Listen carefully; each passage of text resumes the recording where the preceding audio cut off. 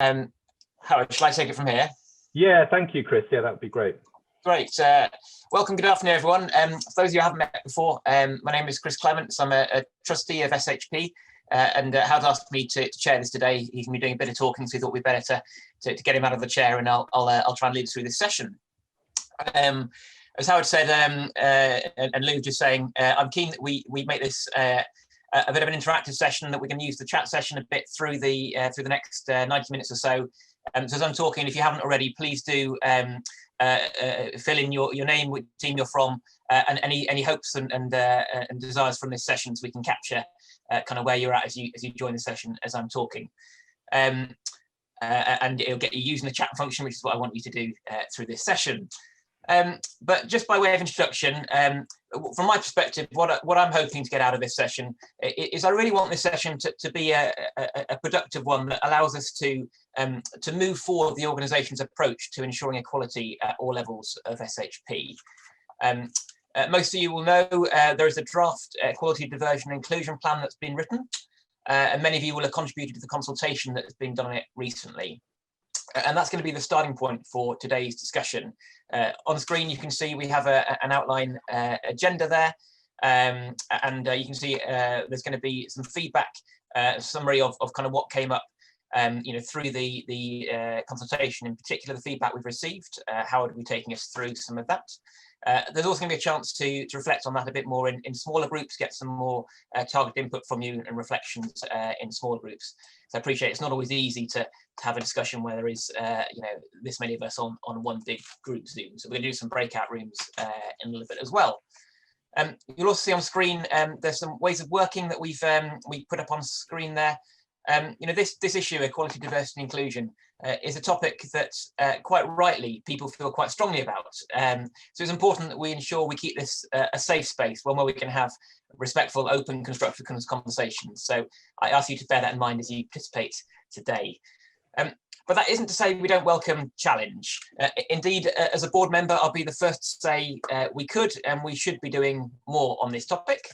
And we want this plan to be the foundation for taking that work forward. And ultimately, we want you, the staff, here today, but also the broader staff body to be at the heart of shaping that work and taking this forward. I'm also not saying we've not done any thinking or taken no action on this topic before as an organisation.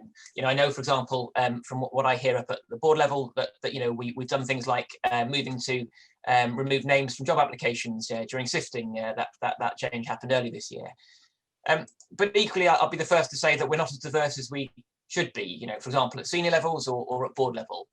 There is clearly more we can do on that, and there's more we should be doing to ensure that all staff feel included, able to bring their whole selves to work, and to not face discrimination or racism, whether that's explicit or structural or systemic.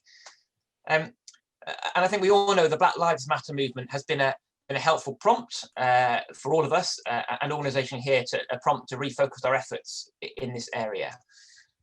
But I also think it can't just be a knee-jerk reaction to that, and this session isn't intended just to be that. Someone shared with me recently a quote that was reportedly coined by Benjamin Franklin. He said that an empty paper bag cannot stand upright. And I share that because I know we need to ensure this work leads to more than just a plan or a framework. If it's going to be real, it needs to have substance in the organisation.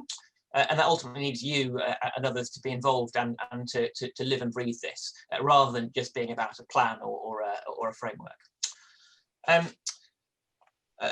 From a trustee perspective, we recently had our first session to restart the process of shaping the new organisational strategy post-COVID. And this topic, equality and diversity, was one that was raised and discussed in that session. There was broad agreement that this is going to have to be a vital part of our strategy as that strategy emerges in the coming months. You'll have heard also our chair, John Rosser, say something similar in his concluding remarks on Monday's main session.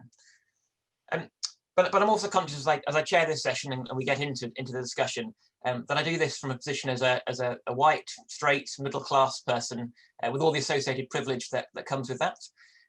So I just want to explain kind of, I guess, why I'm sitting here personally and what this means to me. Now, this is a subject I care deeply about.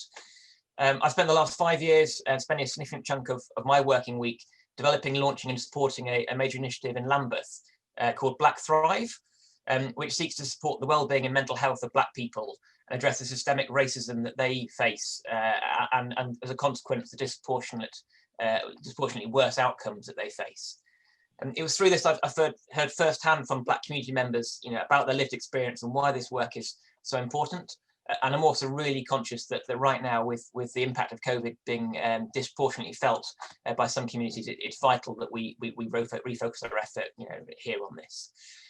It's also a regular topic of discussion around my dining table, because my wife was until recently the head of the government's Equalities Office.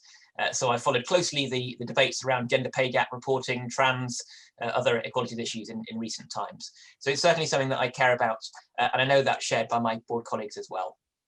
But that's enough of an introduction from me. As I said, we wanted to hear from you as we wanted to get from the session. So in truth, I'm just diving into the chat function now to see what have you written in your comments to date. And as I look down, I see a number that are talking about starting off with comments saying that you want to learn and increase your knowledge on this topic. Thank you, Jess, for that, for Steph for similar sentiments. I can see comments from people actually keen to see what SHP are going to do as well in terms of taking this forward, and a chance for some people who haven't had a chance to feedback their comments into this important topic to do that today, and I certainly want that to be the case.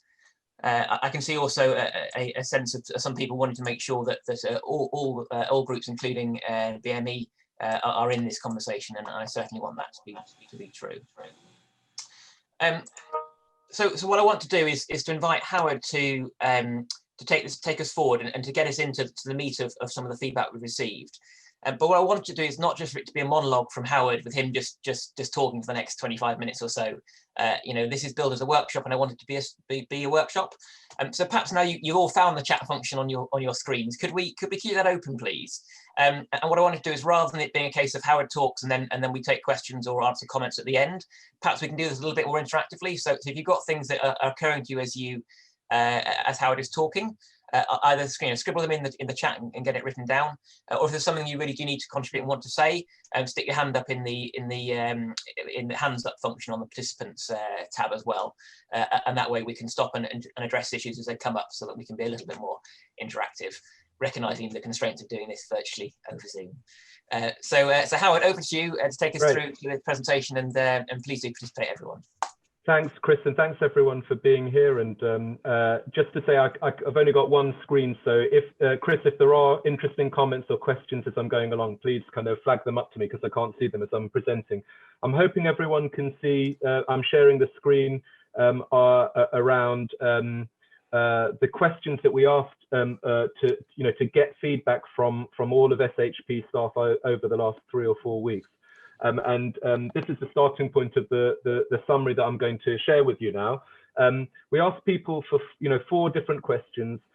We presented the whole of the draft plan to people and said and asked all of us to feed in what we thought of the things that were in the plan. What are the priorities? Whether there was anything missing from the plan, and then broader considerations, any thoughts that people had at all on any aspects of the plan, and also on equality, diversity and inclusion more broadly in SHP.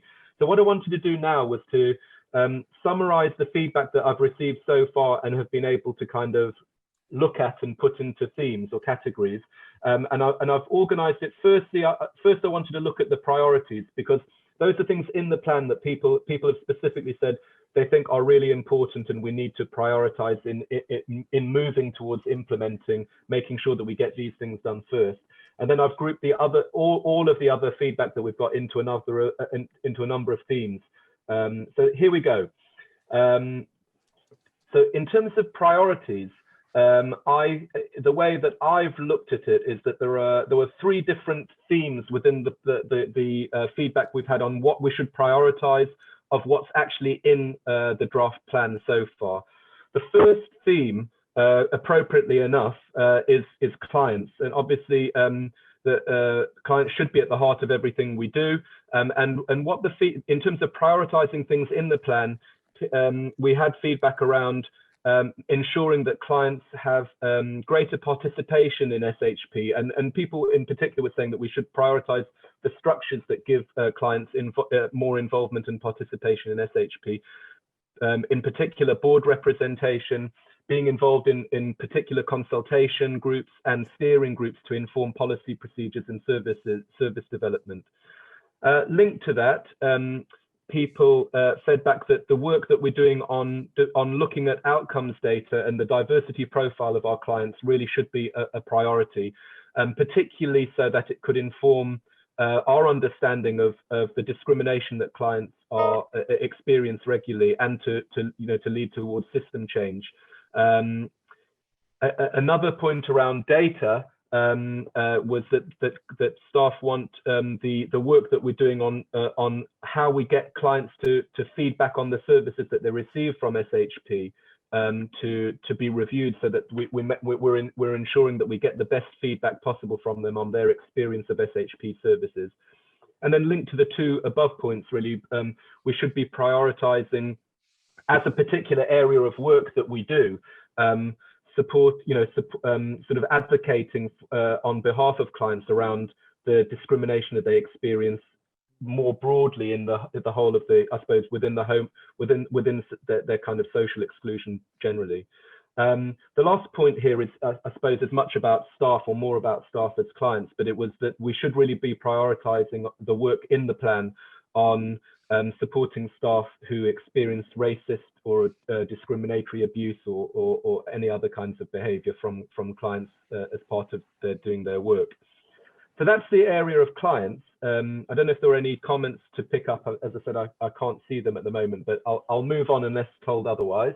The other theme within priorities was around the area of the sort of the culture, management and leadership of diversity and inclusion in SHP. And this is, some of these themes will be picked up later. This is one of them, that people fed back that there must be priority in improving the diversity of our board and our senior management as fundamental changes to enable a diverse culture within SHP. Linked to that, there was a hope that we can prioritize changing the SHP's value statement to embed equality, diversity and inclusion in those values. And then that the EDI plan itself should be in plain English as a way of making sure that that everything we do is accessible and not excluding people, and that the plan needs to be bottom up, not top down, that it needs to involve people in development of the plan. The last area of priority of things that are currently in the plan were around recruitment, training and development, and this obviously it focuses on staff. One clear priority was that the objective to set up a development program for Black staff in particular to support their progress into management and senior management should be prioritized. And there was a lot of feedback on training broadly, but within the current plan, people felt that the particular areas of training that we've said we will develop on white privilege should that's something that they felt was really important to make happen quickly, and also more broadly to support staff, and that all staff should be equipped with the skills to support clients and their colleague staff members who've experienced discrimination, and that point actually was particularly with regard to, given the fact that quite a few of our managers, people whose role it is to support staff, may not have experienced discrimination themselves due to their own, their whiteness primarily.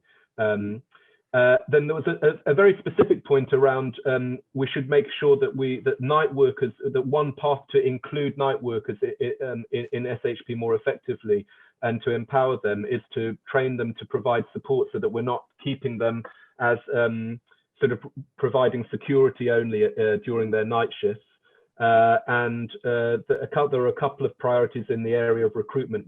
In the plan, there was a broader point about reviewing and improving our recruitment to support diversity. And the particular feedback about prioritization here was that we needed to make sure that generally we shouldn't be relying on locum staff, particularly for night workers, but all locum staff, and we should be trying to fill every role we can with permanent staff to reduce indirect discrimination against temporary staff who are predominantly from ethnic minority groups. And that whatever we do with recruitment has got to go far further than simply encouraging applications from underrepresented groups, and it has to make real inroads into diversifying our management. So just take a breath there. I've zipped through all of those. So those are, as far as I was able to kind of collate it, those were all of the priorities of things that are in the plan that we should be kind of really focusing on. Thank you, Howard. So a bit of some of the chats, Gary and I think Kira as well, helpfully, pointing out, the fact we are, you and I are white male, middle class, and I guess the challenge back as to how are we ensuring that we've got at the senior end and the board the right expertise, knowledge, experience, and or how are we drawing that in the short term, I guess. Any thoughts on that? Or I don't know if Gary or Kira, you want to comment on that, or you're happy just to let Howard respond? Well, if I just say a couple of things briefly, I won't say too much. First of all, I think the questions those are tough, messy challenges that we have to address. They're not easy things to resolve quickly. I think that there are some things in the plan that hopefully will help with that, and I'll mention a few of the things which I think are hopefully quite effective things. But I think broadly speaking, these are things that we need to keep challenging ourselves to improve on an ongoing basis. I don't think they're going to be quick solutions to changing the diversity profile of managers, because the reality is that managers stick in post for quite a while, and we don't have a huge number of vacant management roles to fill each year. But we need to make sure that we're doing what we can in recruiting replacements when managers leave that are truly diverse. But a couple of things in the plan just to mention. I said I wouldn't talk for long, and I'm in danger of doing so. I think one thing that we've been, I can't remember if it's in the draft plan, but we have talked about setting targets. It was certainly as part of the feedback, setting targets for certainly certain diversity profiles within management. So we'd have a target, let's say, for Black managers, and seek to be measuring ourselves against that target. I just pointed at one of the priorities earlier on around setting up development programs for supporting staff to get into management. And what we are talking about is taking appropriate legal positive action there to focus development groups on Black staff and underrepresented groups, so that there'll be particular support to help those groups of people into management roles. And hopefully that will help us do that. And I suppose the other thing to say is that our recruitment over the last year or so, the last time that I reported on this to the board, and I'll be reporting to the board again in a couple of weeks actually. So I don't know the date, the new data, but the old data that we reported on was that of the new management starters over the previous year, there were more Black managers starting in SHP than white managers. So it looks as if some of the work that we're doing in recruitment, or some of the recruitment practices that are taking place, are helping, as in any case, as we're just with our current processes. But I think those are a couple of things, and we probably need to come up with further things as well. Thank you, Howard, and Lou, thank you for your comment in the chat about it's not just about diversity at senior level, but also about how we can share power right across the organisation. So that's an important point. That's true. Kira, I can see your hand up. Do you want to come in? Yeah, so I just wanted to quickly say the point that Lou's reiterated as well about, and I would go as far as to say it's about the devolution, is that how you say it? Like given up some of the power to other people where that diversity sits. But also we're talking about a lack of diversity in management, and other than whether or not someone's skin is black or white, I don't think we really know what diversity there is in management beyond that, because that is how the data sets were split when they came out. There are other forms of diversity as well, and where blackness intersects with that. So I think more focus needs to be given to that, so other people can be, not more focus, but that also needs to be thought about, because there is intersects with it, and it is existing. Yeah, I think you're absolutely right, Kieran. That when I go on to feeding back on the other important areas of consideration for the, from staff, that you'll see that is something that we will be that is there, and we need to take on board in implementing and further developing the work. So is it okay, Chris, if I move on to go back to the feedback, the other themes for feedback? Sorry, Howard. Gary's waving his hand, so I'll let Gary come in briefly. Sorry. Oh, yeah, sure. Okay. Yeah, hi. Just very quickly, personally, I think SHP reflects is the same as many other organisations. The higher up we go, the less diverse it is. And I think, personally, I think the situation is dire. I think there's a really dire lack of diversity and knowledge and skills and experience at the top of SHP on these issues. And I think that you're right, Howard, through recruitment, it's going to take too long. And so one of the things that was on the list of actions was that this process should be bottom up. And that is a way of changing the dynamics immediately. If you involve frontline staff, then you can involve a much more diverse task force or workforce. And don't wait for recruitment. That will take another 10 years. I mean, I certainly, I suppose the one thing I would say is that I really hope that that this session is part of that process of involving all staff in thinking about how and making progress on improving diversity. And I think this kind of all staff, cross-cutting up and down, kind of mix of staff sharing ideas and developing our plans further, is part of what you're talking about, Gary. Or certainly, I hope that it is. Who's going to take the lead, Howard? Who's going to take the lead, and who's going to control this process? Well, I mean, I think that as senior management, we are sharing influence and power with people right here and now in developing the plan. We've the consultation on the diversity on this draft plan. We've taken efforts to involve everyone in the organisation, to give people regular feedback and give them opportunities to give to produce their thoughts on it, and we're sharing it now with everyone. So I hope that we are doing what you're saying we should be doing, Gary, and we accept the challenge that we should be continuing to do more, and that change needs to come quicker. I don't think we're in any disagreement about that at all. That was a serious question. Who's going to lead and who's going to control the process? This isn't about, this is just discussion. Sure. Yeah. Okay. Thank you, Gary. And let's capture these questions as we go. I'm keen probably to kind of keep some pace through Howard's presentation, because we've got some session at the end to go into a bit more detail in smaller groups. So perhaps, Howard, if you can go back and we'll capture some of these and come back to them. Thanks. Yeah, I will try and share the screen again. Bear with me.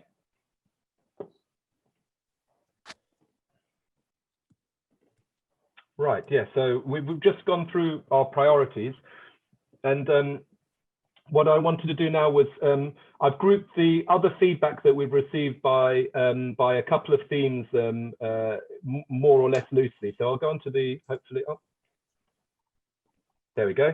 So the first of the themes, the feedback we got here was around, I suppose, our approach to our equality, diversity, and inclusion plan, like what our approach is overall. And there was quite a bit of feedback really around whether all of the contents of the plan were about box ticking in response to the Black Lives Matter movement, and or whether there was in fact a real commitment to making change, prompted in part by Black Lives Matter. And there were different views about that. Some people fed back that that it was fantastic to see the range of range of contents of the plan. Other people sort of said, well, it might, we can't really make a judgment about commitment because actions speak louder than words. And then there were quite a few comments really that it was important that that there were deadlines for particular objectives within the plan, and it was good to see those deadlines, and that staff needed to see progress towards those deadlines. So there needs to be ongoing monitoring, and all staff need to be involved in being able to see what is whether progress is happening as planned or not, and if not, why not. There were also a few kind of comments about the way that we've planned to make progress, and there was one really interesting sort of set of comments around. It's good to have a centralized plan like the draft plan that we've shared with people, but there are specific pieces of work and challenges that each team needs to do, that the diversity challenge or issues that would be relevant to each team based on their client type or the clients that they're working with, the service type, and also the particular team will be really specific. And so each team needs to be doing its own work and asking what are the issues of importance to us, and so on. So I thought that was quite an interesting point, and it links really to this point that Gary referred to earlier on about staff. It must be involved in the implementation of the plan. That power to make change should be shared across the organization. And again, there were a couple of points about plain English in the plan, and then this yellow block. I think there were quite a few comments about fundamentally we must recognise that whatever it is that SHP are planning to do, they need to recognise that that the plan needs to be about clients and staff, and that also that we must remember that we're part of a broader society that has systemic structural discrimination, and we need to understand what our role is with what we're doing internally and how we fit into society. So there's a load of feedback on that on the plan itself, and then this was the one area that had most comments about employee reference groups. Because it was the most sort of talked about issue, and I think it's a really important issue. This is going to be the area that we follow up with on group work, or part of the group work will be on this in a few minutes. But there's a really wide range of views on this. Picking up some of the things that people have said actually. So there were some questions. First of all, what is an employee reference group? So this point about language has come up again, that an employee reference group is management jargon. The reason it's in the plan is because we've got it from, literature. Oh, sorry, literature. We've got it from literature on, about how to achieve culture change in organizations in respect of equality and diversity. So we need to give a better name to these employee reference groups. Such as staff networks or whatever each group decides to call itself.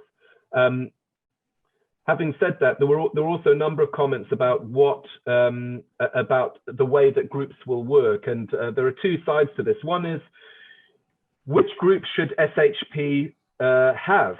Should we have a network group for BAME staff? Is BAME a term that we should be using within SHP at all? Is BAME, is a group for staff who are Black or from other minority ethnic communities too broad? Should we have a specific group for Black staff and for any other groups?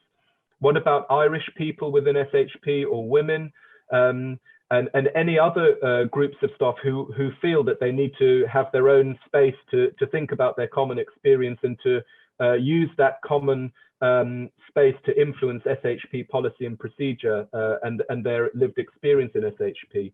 And then also, as Kira mentioned earlier on, what about intersectionality and the fact that each group might be thinking about one part of members' identity, but people's identity is more complex than that, and they might want to be part of certain groups. And each group, an identity, I suppose, intersects in a way which makes it complicated for people to have the representation and influence that they'd like to via groups. Then the other question really is, who should be allowed in the groups? What about white people who want to be allies, or other people who want to be allies in other groups? Should SHP have a line on that? Should it be open to groups to decide that? Is it an issue at all? And then there were a number of thoughts actually about the fact that groups might not be the best way of organizing staff, self-organization or facilitating people to affect change in SHP policy or procedure, and to have a safe space to talk. People were suggesting maybe we should have diversity reps in each team. What about using reflective practice, or what about each team having specific time to just talk about equality, diversity and inclusion issues? And then in terms of the structure or the governance of these groups, if we are going to have them, there are a number of questions there, or points. Should the groups be self-organizing? And what does self-organizing mean in terms of whether management have any involvement in the groups at all? And then assuming that managers might play some role in making the groups work, should each group have an elected representative who would then meet senior managers? And perhaps you'd have the elected representatives from a number of groups meeting as a kind of a diversity forum with senior managers. Oh, sorry, was someone? Okay. So I've got one slide left about feedback. Should I move on, Chris, or do you want to stop there? Just hold on a second there, Howard. I'm just say that there's an awful lot of questions there. Okay. Right. And there's been a bit of stuff in the chat, kind of picking up on some of your questions.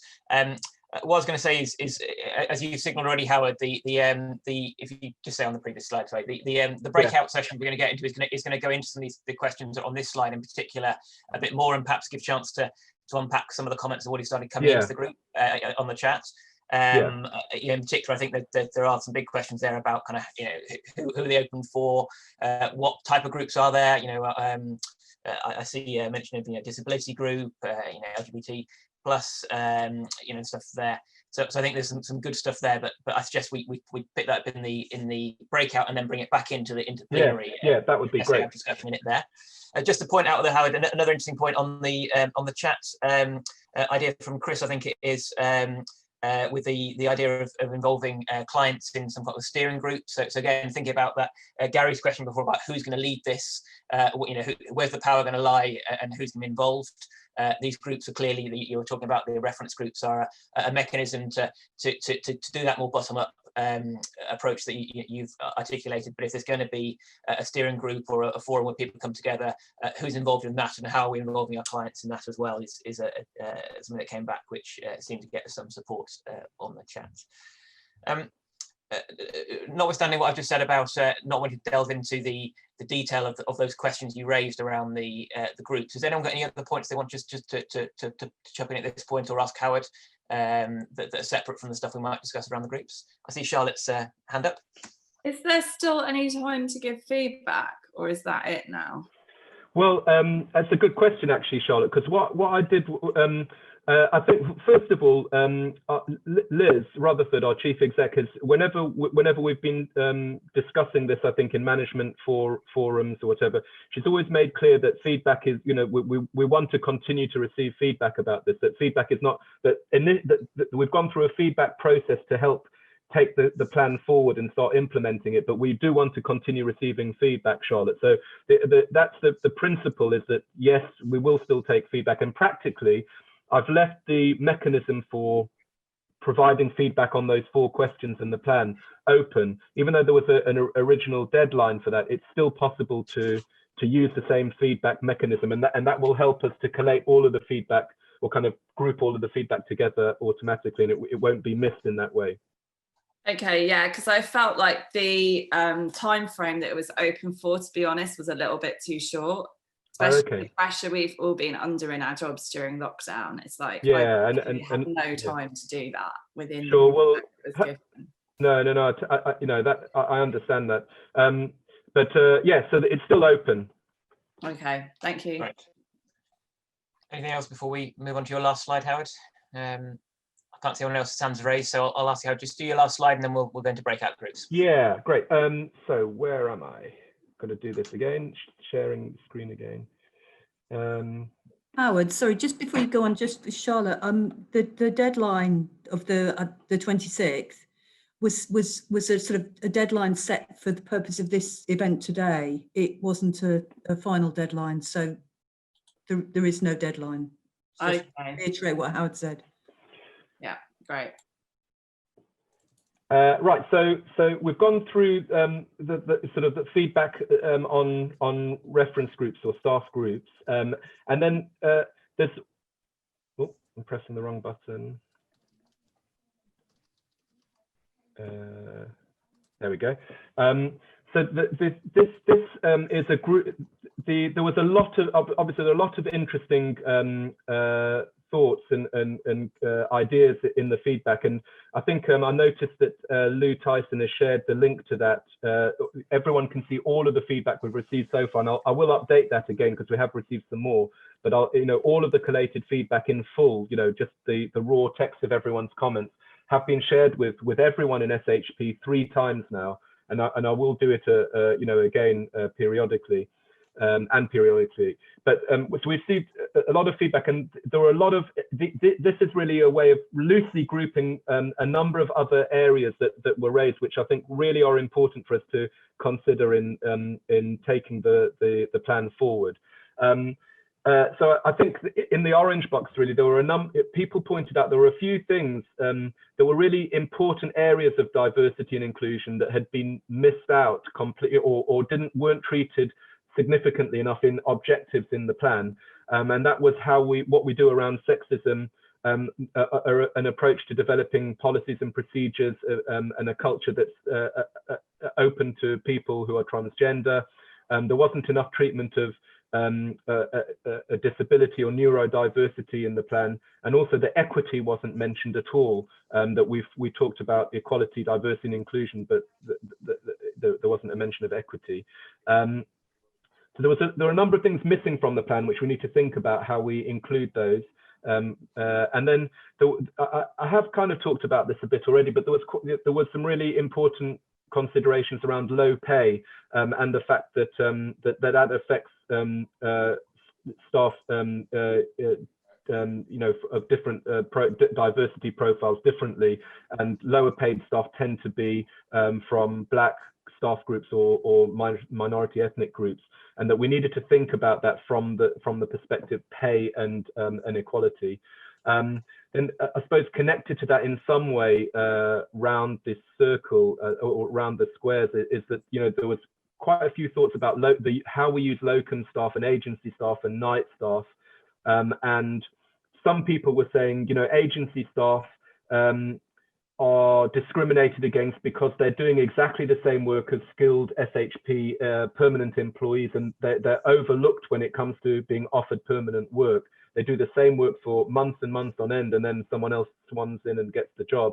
Other people were saying that we need to make sure that we're recruiting permanent staff and not using locums or agency staff at all.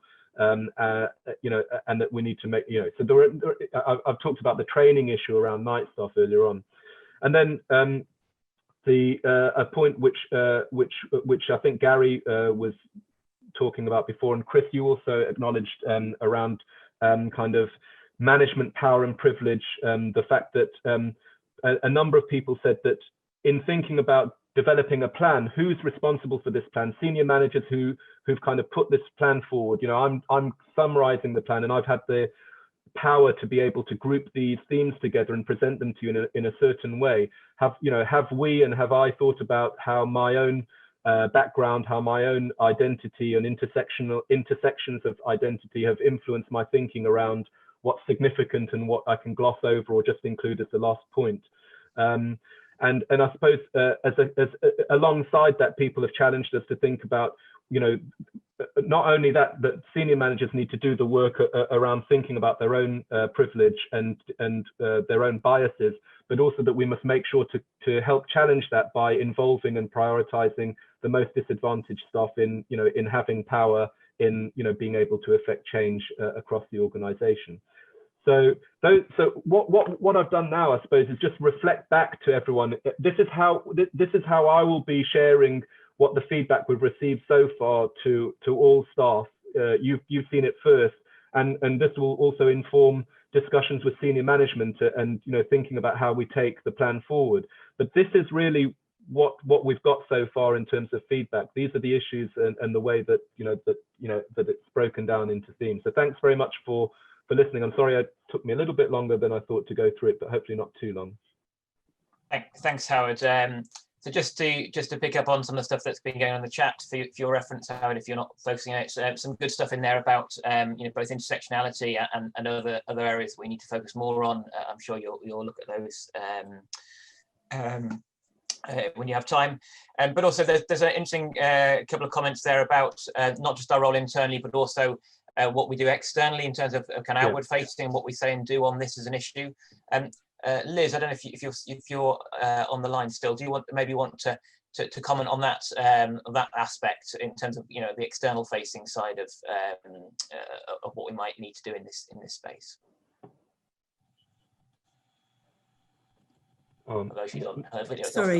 Sorry, Chris. Can you just repeat that? Sorry. It's in the chat. People saying not just about inside the organisation, but also the more the outward-facing side of what we might want to be saying and doing. Are we willing to be more public in what we say and do in this space? Perhaps you could just comment on that. I mean, so there was a meeting at Homeless Link this morning about diversity and inclusion, and I did raise that because obviously they've got probably about 700 or 800 member organisations across the country, a lot of whom will have significant amounts of data in relation to clients and staff. And I think one of the roles that they could develop into is to be, I guess, fronting a kind of campaign, pointing out the kind of disproportionate representation of BAME people in the homeless population and also in the prison population, and quite often in mental health services as well. And that's not happening at the moment. That's not something that I don't think they see that role as that, but I think they might be open to doing that. So in terms of one external voice, that's one option, and that's a bigger voice than just SHP. But I absolutely think if we've got something to say from SHP about this, that we would want to say that, yes. Thank you. I don't see any other hands up right now. So I'm going to, in that case, I'm going to move us into our breakout groups, where we can just explore these things a bit more. So Louis is going to be doing the logistics of breakout groups in terms of you all get put in one and invited to join one, and then you get pulled back into the main session when it's finished. We've got 20 minutes, and there's going to be two things we want you to talk about in your groups. Firstly, we want to let's get my notes. Firstly, we want you to take a few minutes to reflect on what Howard said. Is there anything that you want to discuss as a group that you want to keep the conversation going that we started, perhaps? But in particular, I guess we're looking for you to come up with what are the kind of 3 most important things that will improve equality, diversity, and inclusion in SHP. If you had to pick out, things what we've been talking about or other things that have been occurring to you, what are the 3 most important things we need to be doing as SHP? And then secondly, as Howard said, this idea of employee reference groups. We want you to think about what are the 3 key elements that will make these successful, and that might include a new name. So to recap, 3 most important things that will improve equality, diversity and inclusion, SHP, and 3 key elements to make employee reference groups successful. Can I ask that in your groups that you select one person who can feedback when we come back together? Ideally, I wouldn't just be the most senior person in the group or the usual suspects, whoever that might be. I don't know who your usual suspects are, but I'm sure you do. But it'd be good to hear some different voices, diverse voices in the feedback as well. But if you could please select someone. We're going to have 20 minutes to talk about those two questions, and we'll come back into plenary and get some feedback and get some ideas in the group.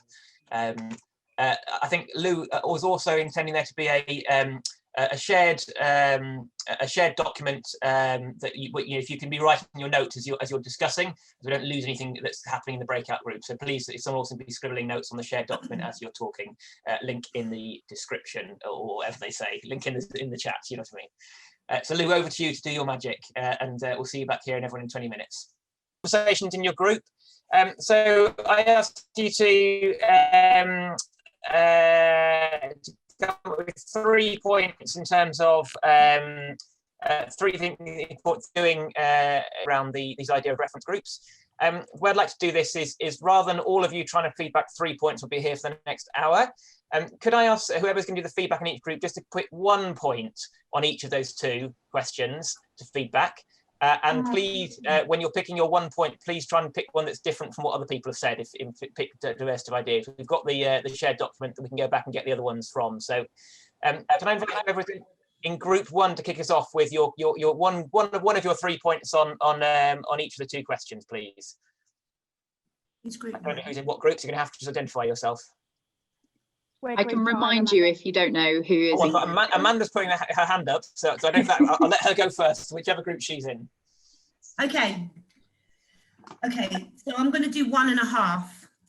So, I should have said if we could try and keep them to kind of a minute or so each, because we've got limited time. But please be brief. Okay, so first of all, from the top down, we need to be sharing information about things that are developing in SHP, from the service manager through to the team meetings, to make the decisions and create a forum to bring it back to the senior management. Does that make sense? So when something happens at SHP and we're changing or looking at a different policy, that each service manager brings it down to the team meeting, and then they discuss it and come up with some ideas.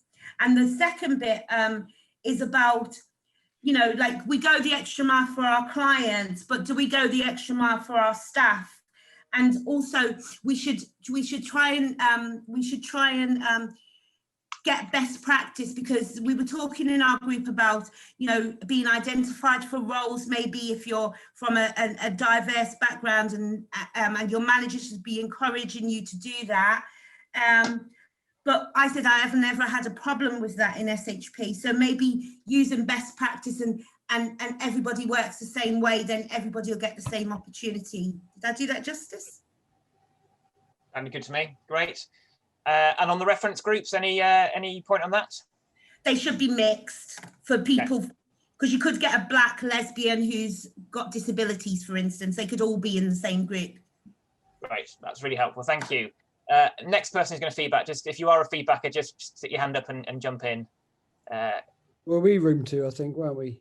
Go on, Doug, go do room 2. Yeah. I know nobody particularly wants to hear from me all the time, but we got some new starters in our group who've only been here a little while. So very, very quickly, we looked at we talked a lot about sort of disability in our group, actually, a bit with Charlotte before she had to duck off, and maybe just looking at, I suppose, support staff need, with different staff needs and different support staff could have who are joining the workplace, and how, I suppose, to create proper societal change, we look at our practices with staff as much as we look at them with clients, in terms of supporting and enabling and encouraging some of the obstacles and barriers people face. I think was a key point Charlotte wanted to bring into it. And on the reference groups?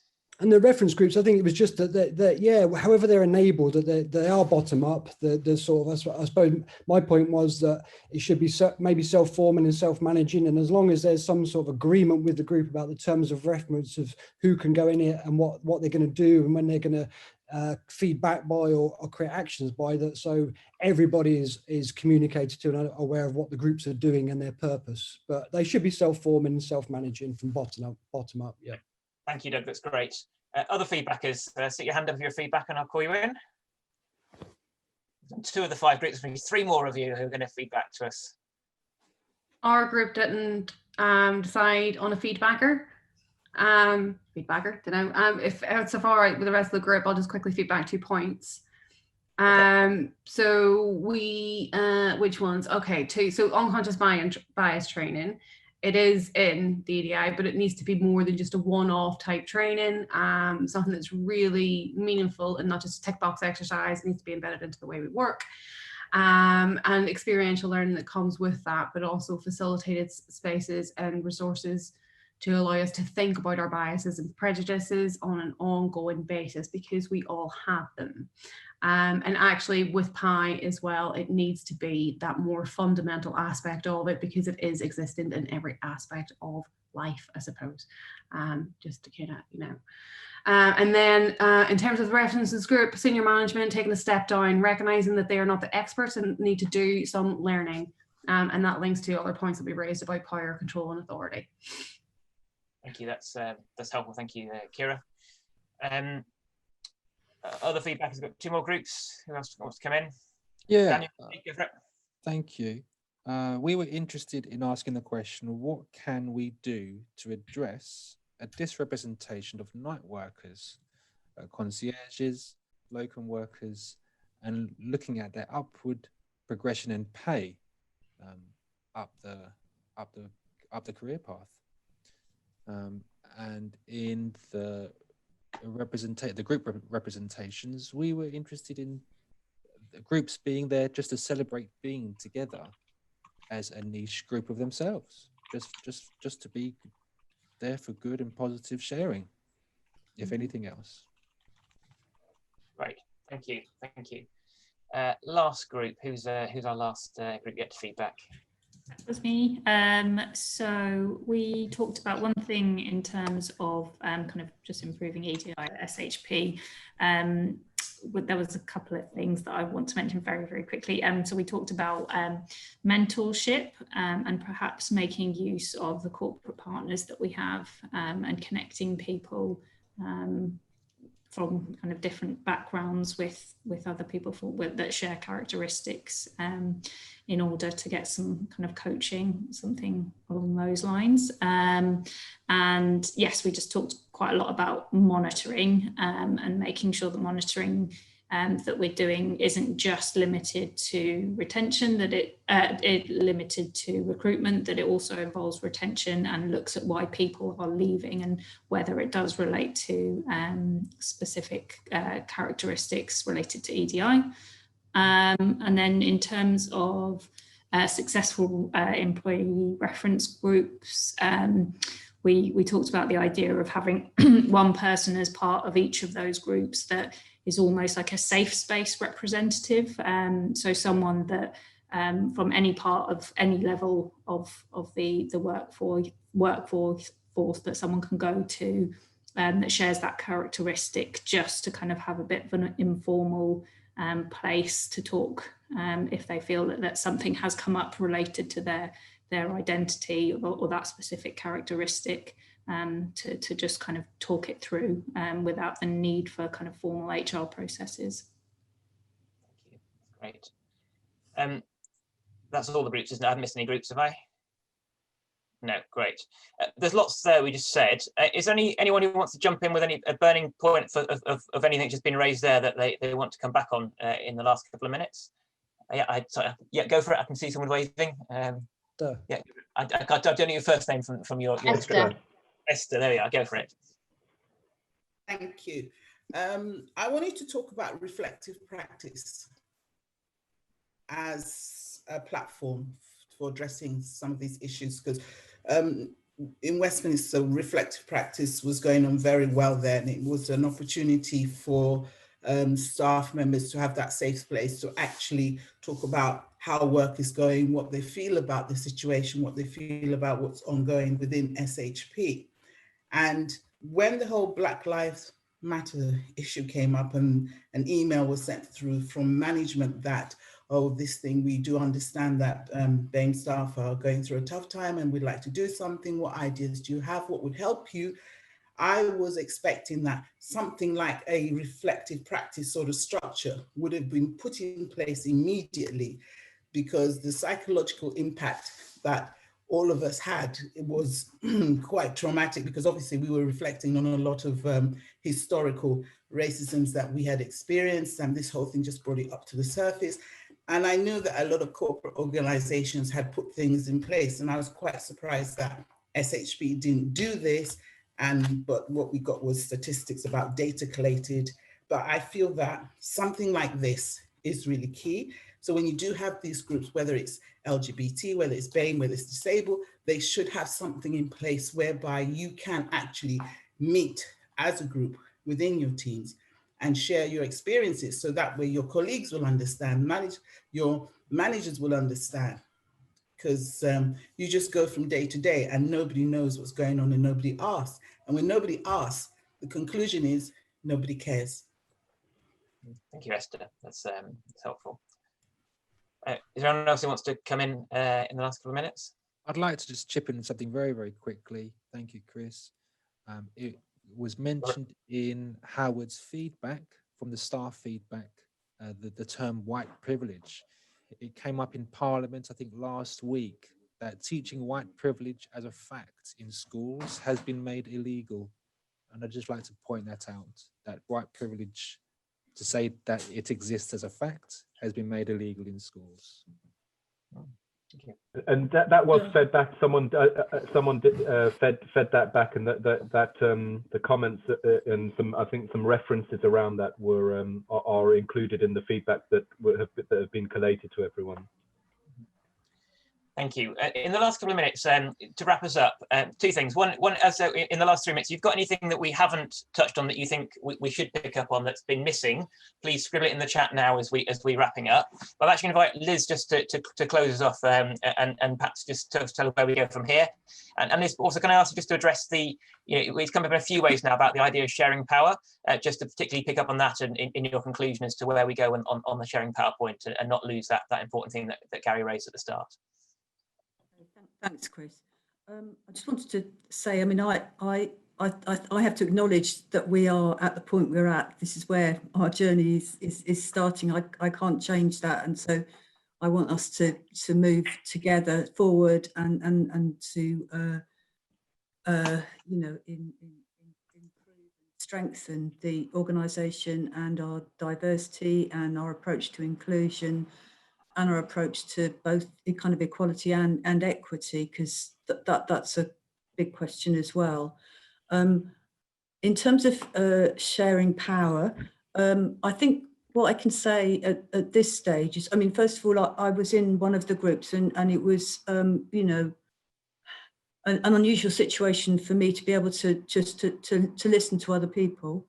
Real experience of working at SHP, which aren't stories that I'm normally privy to, and I think that needs to happen more. I think that the creation of whatever we call them, and whatever constitution they are, the kind of employee groups, is probably a priority for us. And I think that's one way of taking some power and some control, because those groups will feed into a wider conversation. So I think that's one way. I can't say I've got the whole, I haven't got all of the answers. I suppose what I would say is that as the most senior person in the organisation and our trustees, who are in have responsibility for the control of the organisation, that there is an absolute commitment to develop an effective plan that actually makes a difference to people's lives in the organisation, both for staff and for clients. And I think as a senior leader, I want to hold myself accountable to you, and therefore I will need to account to you for changes that have or haven't happened. And I guess that is a form of, if not of power sharing, it's of giving staff some power to hold me to account for what happens now and in the future. And I also think that something that Chris mentioned earlier, we've got starting the process of developing a strategic plan for the organisation, and one of the key strands of that will be equality, diversity and inclusion. And I don't know how that's going to look either, but I think that is going to be an important driver for us, because it will be a key objective, which we will have to account to the board for and account to all of you as well. So I found it really interesting today. I'm glad so many people came along, and I look forward to having further discussions in the future about this. But thank you. Thanks, Chris. Thanks, Liz, and thanks everyone for your contributions. It's been a really interesting session from my perspective, and look forward to seeing where it goes in the coming weeks and months. So thank you for your contributions, and do keep engaged in the conversation, feeding back to Howard and the team. Thank you. Bye. Thanks all. Thank you.